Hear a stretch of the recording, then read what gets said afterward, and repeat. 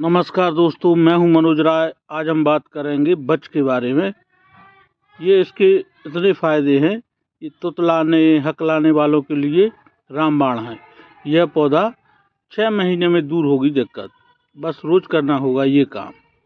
ये यूरोपीय मूल का पौधा है, लेकिन मध्य हिमालयी क्षेत्रों में भी यह पाया जाता है। पुराने समय से ही इसका प्रयोग लोग विभिन्न बीमारियों में करते थे। औषधीय पौधा होने के कारण जंगलों में इस पौधे की बड़ी मात्रा में दोहन होता आया है, जिसके कारण यह आज एक रेयर प्लांट है। हिमालय औषधीय जड़ी बूटियों का भंडार है। यहाँ कई ऐसी जड़ी बूटियाँ व पौधे पाए जाते हैं जो सेहत के लिए लाभकारी साबित होते हैं। ऐसा ही एक औषधीय पौधा बच है। दिखने में किसी सामान्य हरे घास की तरह लगने वाला यह पौधा कई असाध्य बीमारियों में रामबाण इलाज है। इसका प्रयोग घरेलू नुस्खों के साथ दवाई बनाने में भी किया जाता है। बच यूरोपीय मूल का पौधा है, लेकिन मध्य हिमालयी क्षेत्र में भी यह पाया जाता है। पुराने समय से ही इसका प्रयोग लोग विभिन्न बीमारियों में करते थे। औषधीय पौधा होने के कारण जंगलों से इस पौधे का बड़ी मात्रा में दोहन होता आया है, जिसके कारण आज यह एक रेयर प्लांट है। बच के पौधे के कई बेनिफिट हैं। इसकी मुख्य रूप से 6 प्रजातियां हैं, जिनका अपना अपना औषधीय लाभ है। इसके पत्तों से लेकर जड़ों तक सभी का प्रयोग दवाइयों के लिए किया जाता है। हकलाने और तुतलाने की समस्या ठीक करने के लिए भी बच काफ़ी कारगर साबित होता है। प्रतिदिन बच के ताजे तने का 1 ग्राम का टुकड़ा सुबह शाम चूसना चाहिए। अगर लगातार 6 महीने तक इसका इस्तेमाल किया गया तो लाभ देखने को मिलता है। बीटा एसआर सेकेंडरी मेटाबोलाइट और राइजोम इस पौधे में उपलब्ध रहते हैं। कई रोगों का रामबाण इलाज।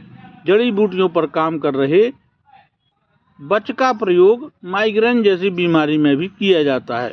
इसकी जड़ों से बने चूर्ण को अगर दूध में डालकर सेवन किया जाए तो यह गले के रोग के लिए भी लाभकारी है।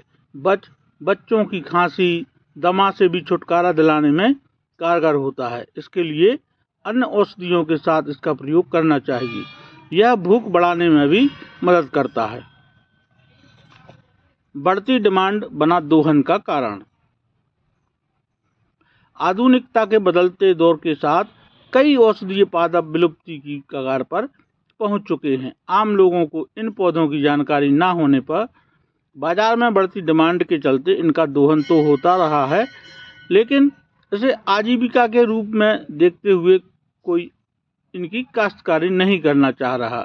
अगर कोई इनकी खेती करता है तो आर्थिक रूप से लाभ कमा सकता है, क्योंकि इसके चूर्ण बनाने से लेकर अन्य दवाइयाँ काफ़ी महंगी होती हैं।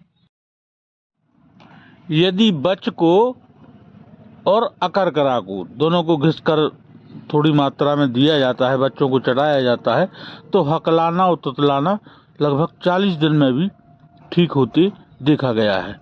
ये बहुत जल्दी ठीक करता है। स्मरण शक्ति बढ़ाने के लिए भी यदि बच का हम 200 मिलीग्राम चूर्ण दूध, घी या पानी के साथ सुबह शाम लेते हैं तो स्मरण शक्ति बहुत तीव्र होती है और इसको कम से कम 1 महीने तो लेना चाहिए। यदि बेहतर परिणाम चाहते हैं, अच्छा रिजल्ट चाहते हैं, तो इसको लगभग 1 साल तक लेते रहना चाहिए। यदि गले में खराश है, कफ है, तो इसके लिए लगभग आधा ग्राम यानी 500 मिलीग्राम चूर्ण को दूध के साथ देने से, सुबह शाम देने से गले का कफ जो अंदर जमा हुआ है वो पिघलकर बाहर निकलने लगेगा और गले में बहुत जल्दी ही राहत मिल जाएगी। सर्दी और नाक के दर्द में यदि जलन हो रही है नाक में, तो इसके चूर्ण को हम एक कपड़े में बांध कर रख सकते हैं और इसके सूंघने से सर्दी जुकाम और नाक की समस्या दूर हो जाती है। यदि आपको पेचिस है तो इसको धनिया, बच और जीरे तीनों की 10-10 ग्राम की मात्रा में लेकर इसका काढ़ा बनाकर लगभग 100 ml पानी में उबालें इसको। जब 20 ml पानी बचे तो सुबह शाम पिएं। तो इससे आपकी पेचिस या खून की उल्टी में बहुत लाभ होता है, जल्दी ठीक हो जाती है। तो आज के लिए इतना ही, मिलते हैं अगले वीडियो में नई जानकारी के साथ। तब तक के लिए बहुत बहुत धन्यवाद। नमस्कार दोस्तों।